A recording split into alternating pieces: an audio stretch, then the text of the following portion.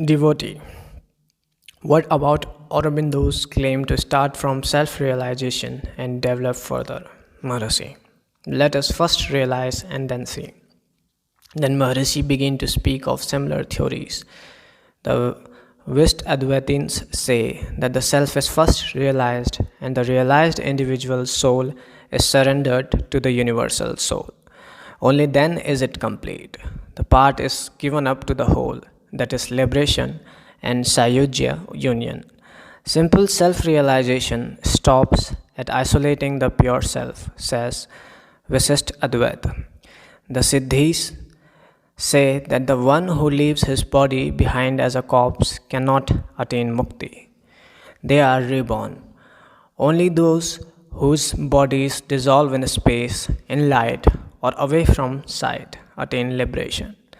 The Advaitins of Sankara's school stop short at self realization. And this is not the end, the Siddhas say. There are also others who extol their own pet theories as the best. That is, late Venkaswamy Rao of Kumbakonam, Brahmananda Yogi of Juddapa, etc. The fact is, there is reality. It is not affected by any discussions. Let us abide as reality and not engage in futile discussions as to its nature, etc.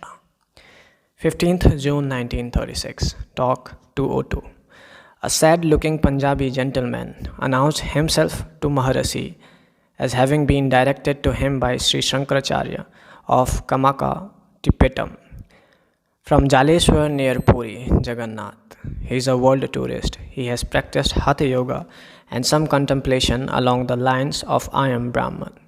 In a few moments, a blank prevails. His brain gets heated and he gets afraid of death. He wants guidance from Maharishi. Maharishi. Who sees the blank? Devotee. I know that I see it. Maharishi. The consciousness overlooking the blank is the self. Devotee.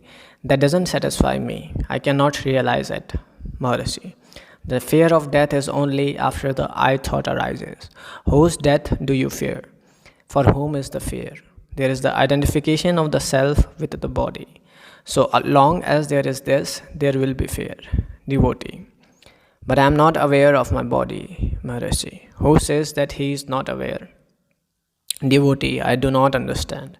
He was then asked to say what exactly was his method of meditation. He said, Aham Brahmasmi, I am Brahman. Maharishi. I am Brahman is only a thought. Who says it? Brahman itself doesn't say so. What need is there for it to say it? Nor can the real I say so. For I always abides as Brahman. To be saying it is only a thought. Whose thought is it? All thoughts are from the unreal I. That is the I thought. Remain without thinking. So long as there is thought, there will be fear. Devotee. As I go on thinking of it, there is forgetfulness. The brain becomes heated and I am afraid. Maharishi. Yes. The mind is concentrated in the brain and hence you get a hot sensation there. It is because of the I thought. So long as there is thought, there will be forgetfulness. There is the thought, I am Brahman. Forgetfulness supervenes. Then the I thought arises and simultaneously the fear of death also. Forgetfulness and thought are for I thought only. Hold it. It will disappear as a phantom. What remains over is the real I, that is the self. I am Brahman is an aid to concentration. It keeps off other thoughts. That one thought alone persists. See, whose is that thought?